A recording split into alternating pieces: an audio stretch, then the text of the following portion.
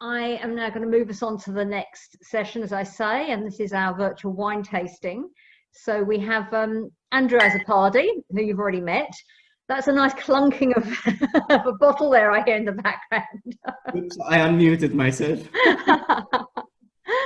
Yeah, I'm afraid I like the sound of this wine tasting. It's just a little bit too early in the morning for me. It's 6:21 here in Vancouver, and I think the last time I tasted wine so early, it was one of those infamous Beaujolais breakfasts that used to be very popular in London in the 1980s. And I think the least said about that, the better. Absolutely, yes. So, without further ado, Andrew is joined today by Caroline Stapley, who is a stewardess on the Dynasty yacht. And we have also Pierre Balzan, who is the managing director at the Melita Marine Group. And we're joined again by Quentin Bargate, who we saw earlier, who is the founder and CEO of Bargate Murray. They all have their samples of wine there. And I'm going to just, oh, here we are, Quentin, we've got you. So we've got everybody here. So, Andrew, over to you, please. Thank you. Can you all hear me? Hi, Caroline, Pierre, Quentin. Hello. Yes, Andrew. Hi. Good afternoon to everybody. Hi, I hope you're all well. This is going to be the first virtual wine tasting. Brilliant idea. 20 minutes, so it's going to be relatively quick, easy, fun. I hope.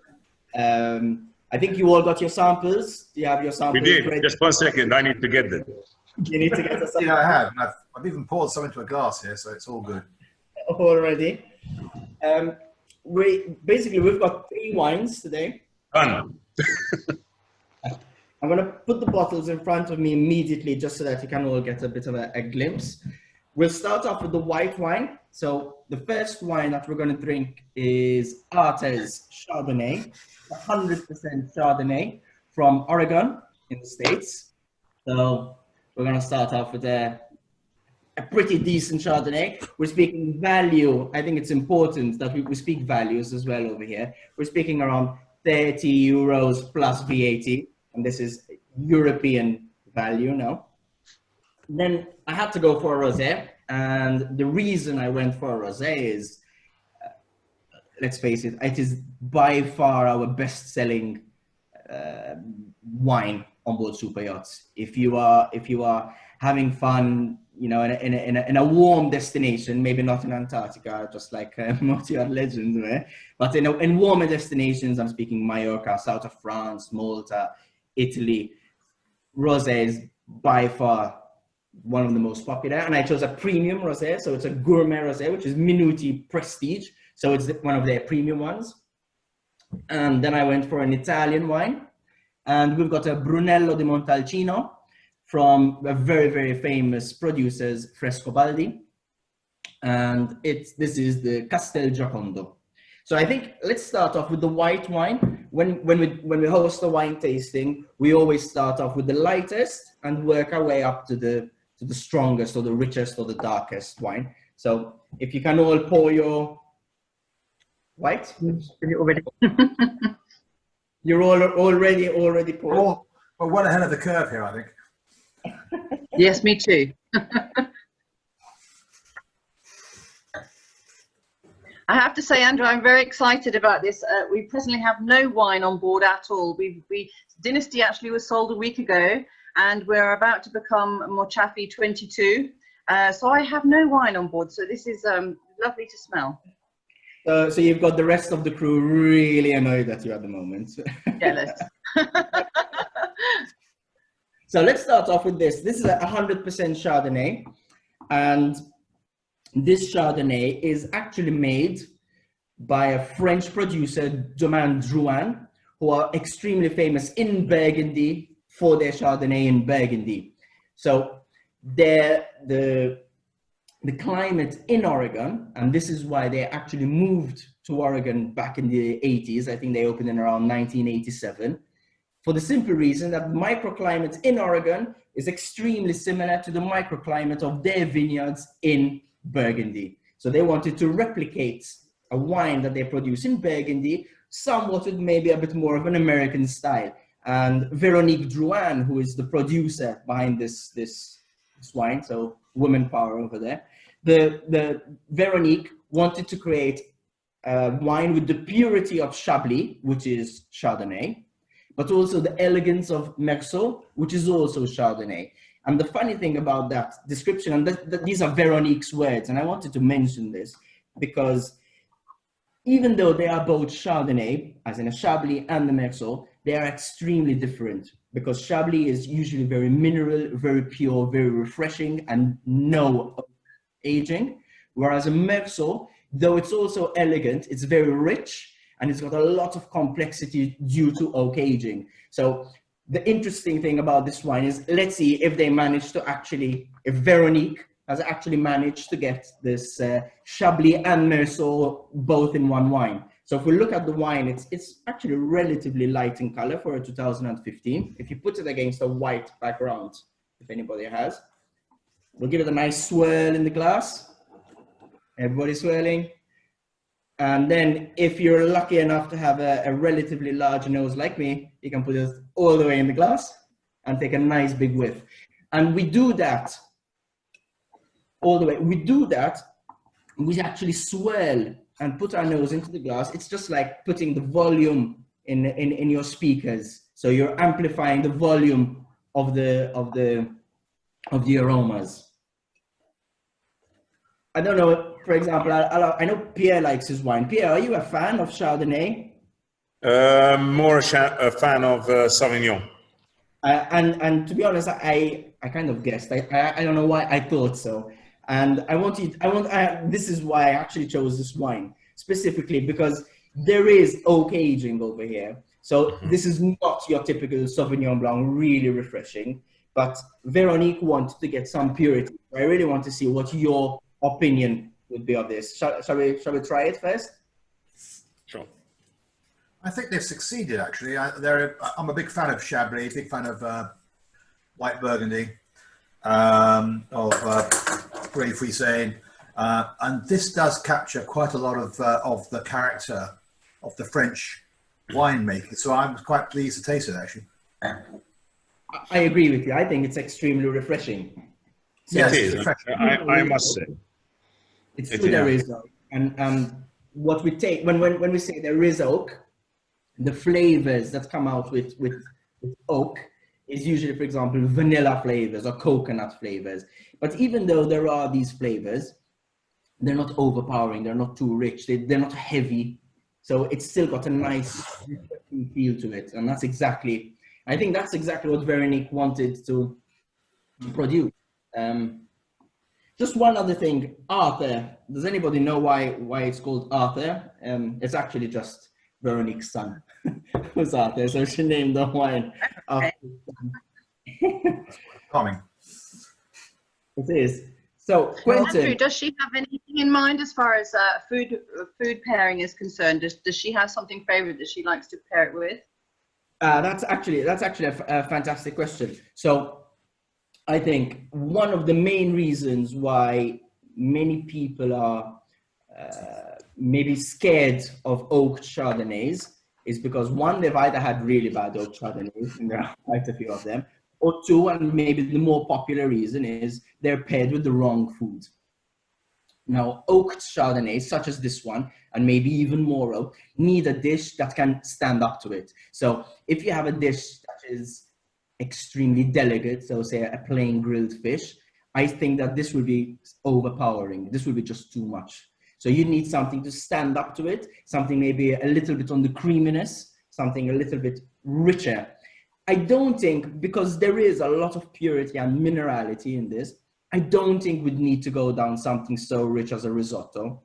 However, something, maybe a darker fish, so even a fish with a little bit of sauce, so not just plain grilled with lemon, would probably work wonders with this. A pasta dish would work wonders as well. I would also think crustaceans, so lobster, prawn, mussels could work well as well. So this, and I think this is really important to bring in the food and the wine pairing. So it's really important that for example, the chief stewardess or the purser discusses with the chef on what they're cooking so that they can actually match the dish. So super question, Caroline. It's not, correct me if I'm wrong, Andrew, I don't believe this is, I mean, it's a fair price for what you're getting. It's good value.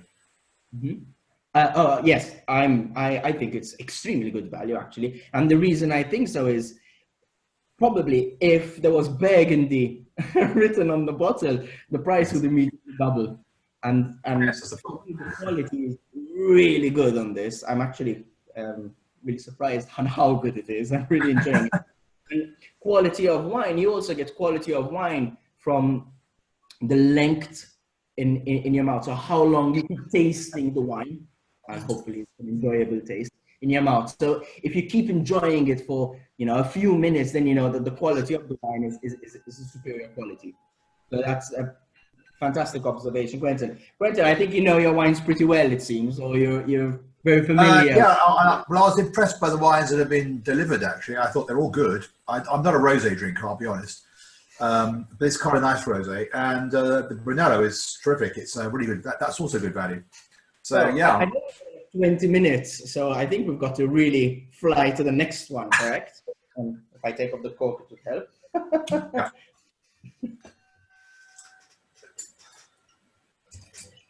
Okay.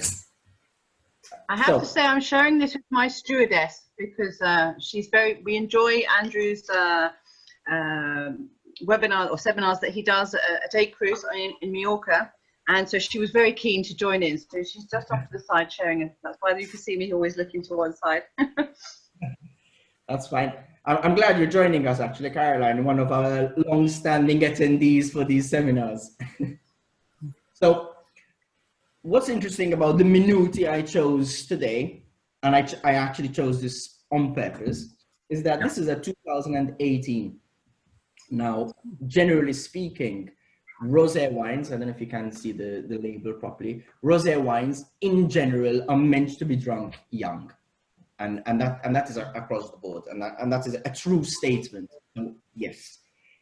However, I would say rosés along the years have really improved in quality.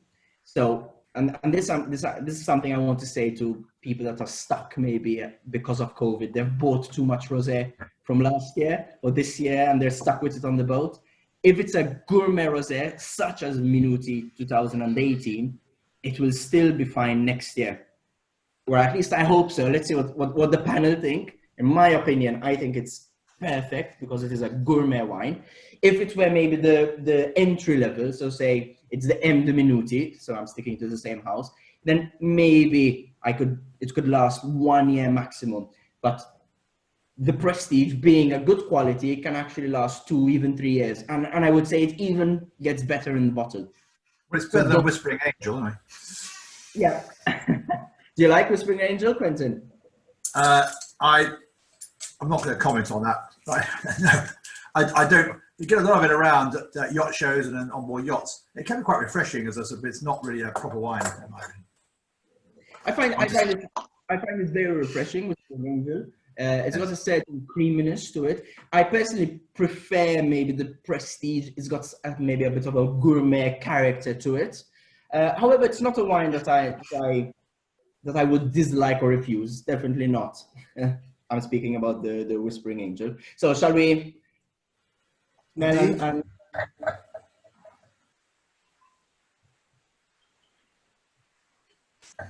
So when we say a wine cannot last or maybe goes beyond its best, so it's a 2018 vintage, when would we say, okay, listen, this wine needs to be, thrown away or it's just too old on the boat? That usually happens for a rosé, especially a rosé or a white, such as Minuty. That usually happens when you stop smelling or tasting fruit. And I'm going to ask the panel over here if they get fruit. Pierre, I'm going to be nasty. I'm going to ask you, did you get any sort of fruity flavors, or is it just minerality? You're on mute, Pierre.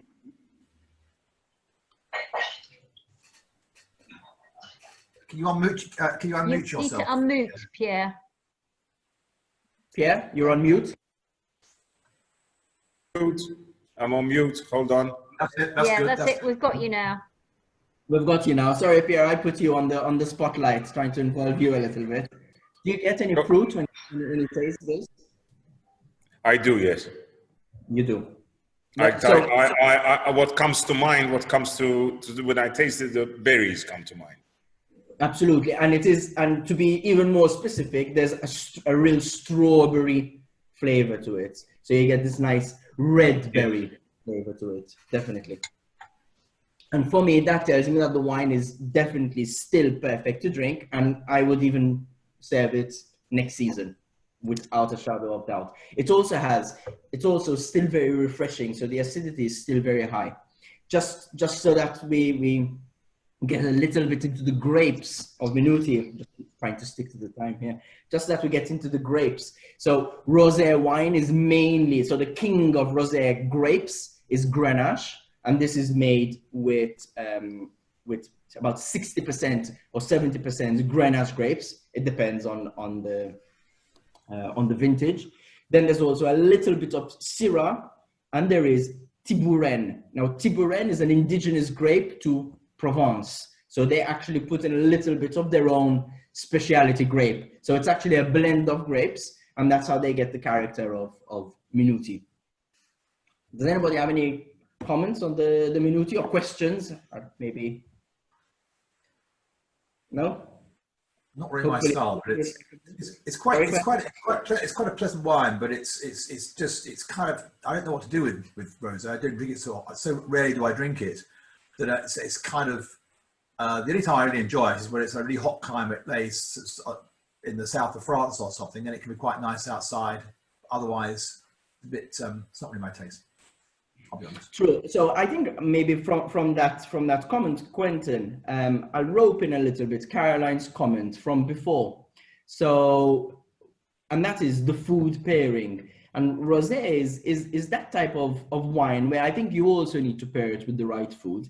It's very often that it's stuck between red and white.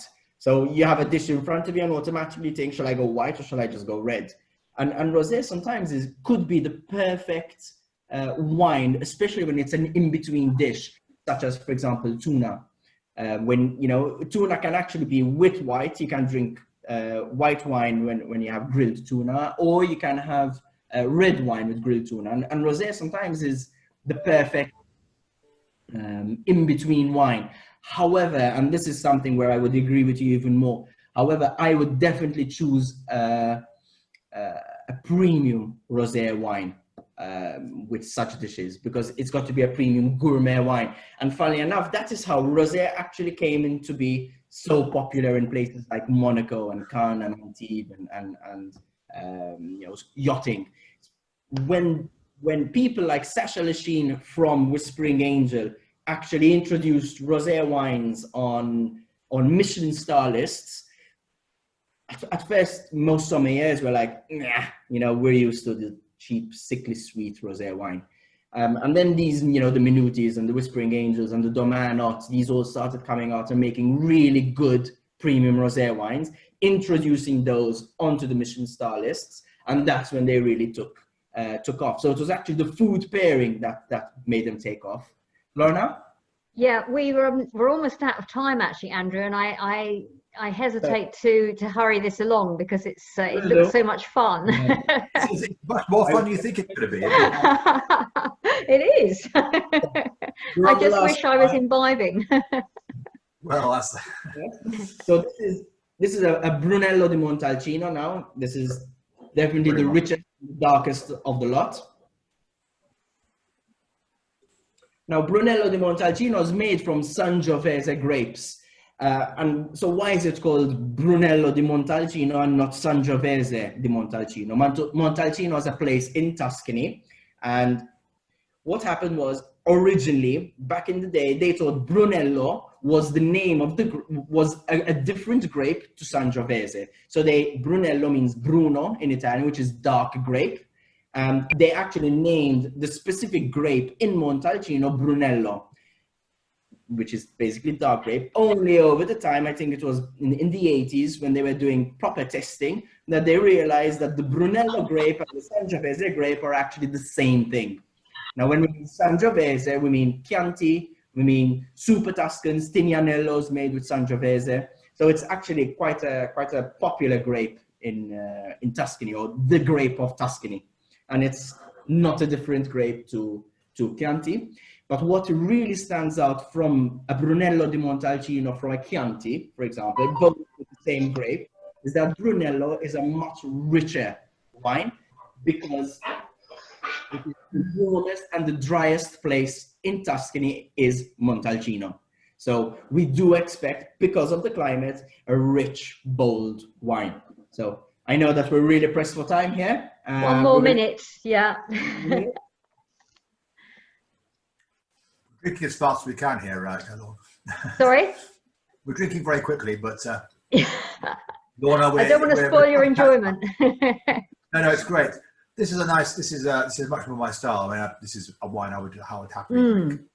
You look at home with it, I have to say, with your yachts in the background there. So this one's a 2014, so it's got just a tad bit of age on it, and it's not a Reserva, meaning that it had to be aged for at least 3 years in Slavonian oak barrels, or botte in Italian. And for you to be a DOCG, guaranteed wine, it's got to be minimum of 3 years aging in these Slavonian oak bottles. Sorry, Slavonian oak barrels. So, listen, Lorna, I really know we're pressed for time. Pierre, thank you for joining us. Quentin and Caroline, hopefully I'll see you soon. And cheers. Cheers. Well, thank you very much, Andrew. I must say, this Brunello is really nice. Yes, it is. Well, it's Friday afternoon and it's the end of the day now. Well, you speak for yourself. Excuse my glass, by the way. Well, Andrew, I'd like to really thank you for this really interesting session, and thank you for delivering the wines so kindly to everybody, and to Quentin in the UK there. And thank you everyone for joining in, Quentin, Pierre and Caroline. And yeah, please stay on for the rest of the conference and continue to enjoy your wines. Thank you very much. Thank you. Thank you very much.